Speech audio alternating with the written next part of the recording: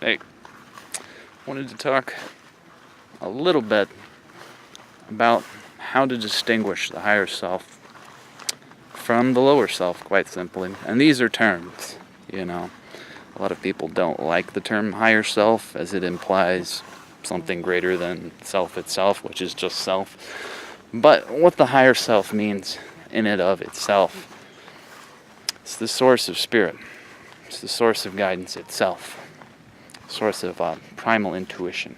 Source of inner knowledge, inner gnosis, inner knowing.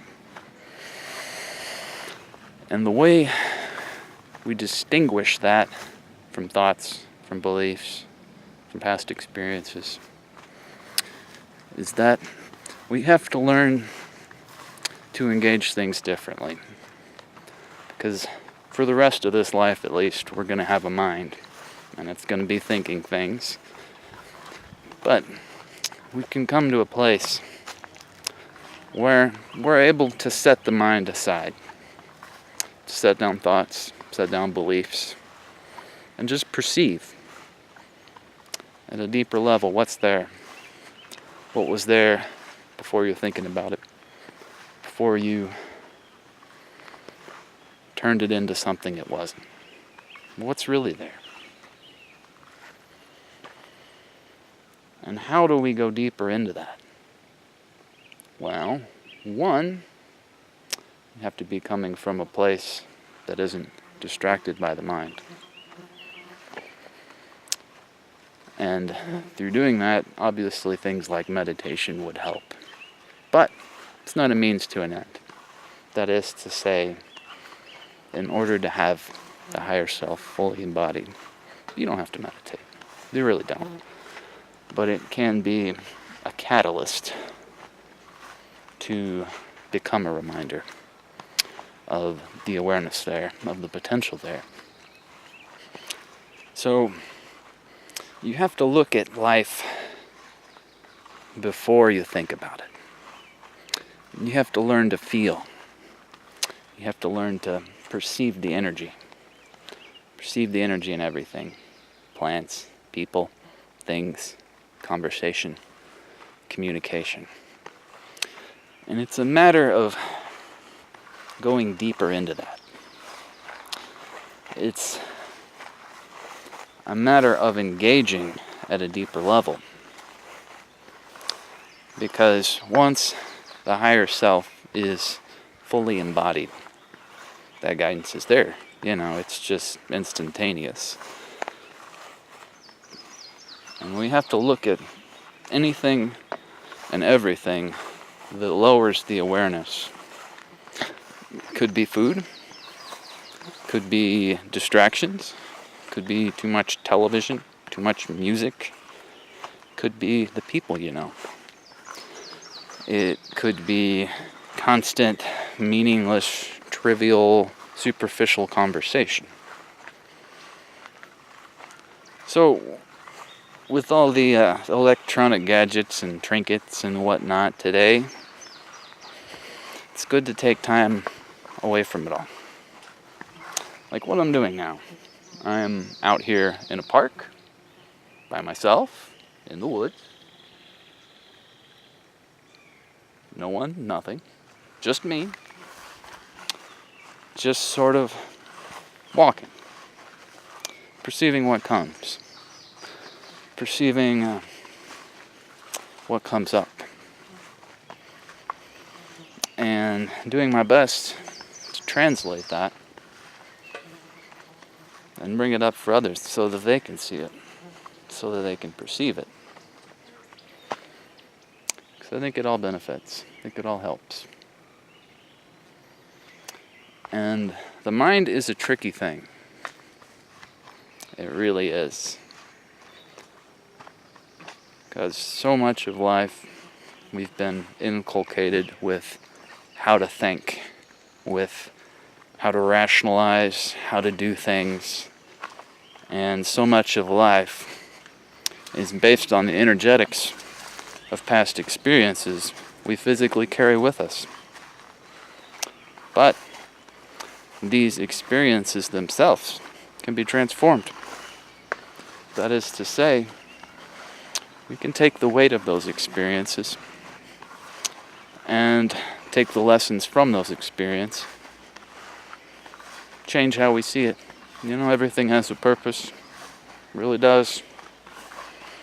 Every event, every circumstance, everything that happened.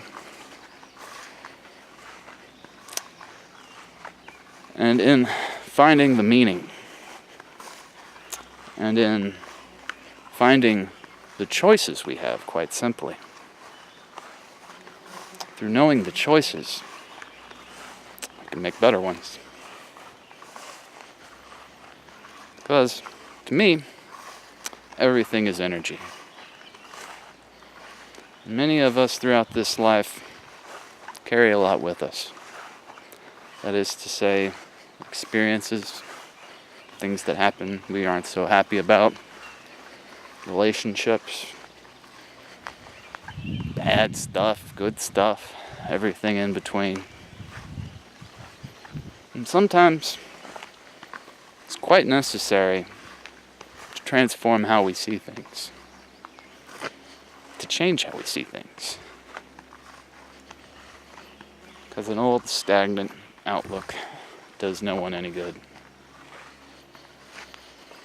And it only serves to bring weight to life, to bring heaviness to existence.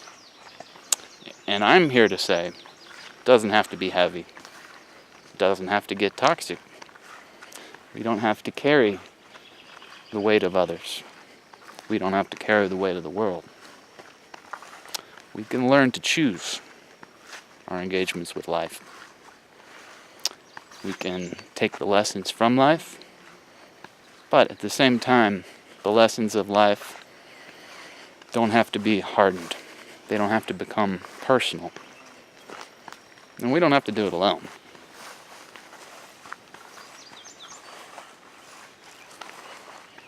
Quite simply. So, with what I was talking about, what would be the beginning steps of learning to engage through the higher self? Alright. Let's go to the primal self. Primal self is more of an animistic presence. It's more of a, quite simple, primal presence. More of the animal than that of the human construct. And animals look at life quite differently than humans. They don't have egos, for one. They don't overthink things, for two. But they do and are connected to a very deep form of intuition. And oftentimes, in the modern world, we see animals as a lesser being. But on many levels, animals know things we don't. Animals can perceive things we don't always see. They can feel presences we don't always feel. And what can be learned there? Well, through engaging through the primal perception, there is a source of guidance. And this guidance itself is the higher self. But what happens is the rational mind, the ego, the constructs, they distort the guidance. They distort the information and take the guidance and turn it into excuses, per se. Or, well, I don't want to do that because it's uncomfortable, or I don't like it, or any number of distractions from what the core intent is. But what I'm here to say is there's a higher purpose to every aspect of guidance you receive. There's meaning behind it. It has a meaning, it has an intent, it has a purpose. And through listening therein, it only brings us closer to ourselves. It only brings us closer to our purpose here. And anytime the mind, constructs, belief get in the way, you gotta learn to see it for as it is. Because the mind will trick you until you learn to disengage it. That is not to say don't think ever or use the mind for anything. It is to say that the mind is ultimately the greatest distraction from the higher self there is and can be. And the ego, the persona, and everything therein involved. So, I hope through this you're able to see a little bit deeper into what intuition and guidance is. Because it's something that everyone has the potential to access. But the lower mind constantly distracts from it. Constantly takes us out of that awareness until the embodiment is strengthened. And through strengthening that embodiment, we come to know a greater potential of ourselves. We come to see choices we didn't have before. We learn that we can consciously choose our engagements with life. And we're no longer a victim of circumstance, a victim of past experience, because we're constantly creating what we want at an energetic level at every moment. And through knowing that, it's an entirely different engagement with life. It's an entirely different set of choices.